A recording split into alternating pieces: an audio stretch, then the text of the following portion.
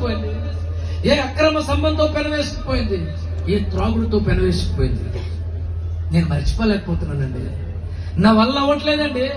మంచిగా ఉండాలని కోరుకుంది కానీ మంచిగా ఉండలేకపోతున్నానండి. అది చేయకూడదని తెలుసండి, కానీ చేయకుండా ఉండలేకపోతున్నానండి. మాట్లాడకూడదని తెలుసు కానీ మాట్లాడకుండా ఉండలేకపోతున్నానండి. నా మనసు నా స్వాధీనంలో ఉండడం లేదండి. సంసోను బాధపడుతున్నాడు. ఇది తప్పని సంసోనికి తెలుసు, ఇది ప్రమాదం అని సంసోనికి తెలుసు. కానీ అతడు అందులో నుంచి బయటికి రాలేక వెలిగిపోతా ఉన్నాడు. అతను పట్టబడిన తర్వాత చేసిన ప్రార్థన ముందు చేసుంటే విడిపించబడేవాడే.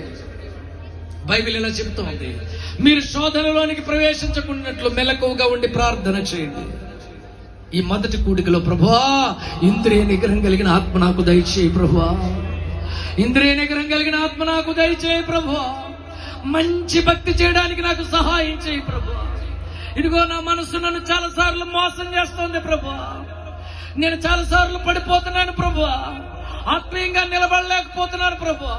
నేను చేస్తున్న పనులు తప్పని తెలిసిన ఆయన, నేను చేస్తున్న పనులు రాంగ్ అని తెలిసిన ఆయన, అది మీ చిత్తం కాదని తెలుసు ప్రభువా, కానీ చేస్తూ ఉన్నాను ప్రభువా.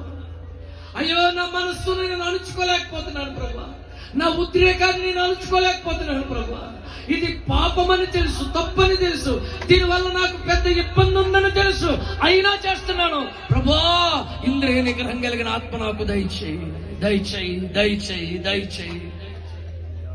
మన మనస్సు అనవసరమైన వాటితో పెనవేసుకోకూడదు, కేవలం దేవునితోనే పెనవేసుకోవాలా.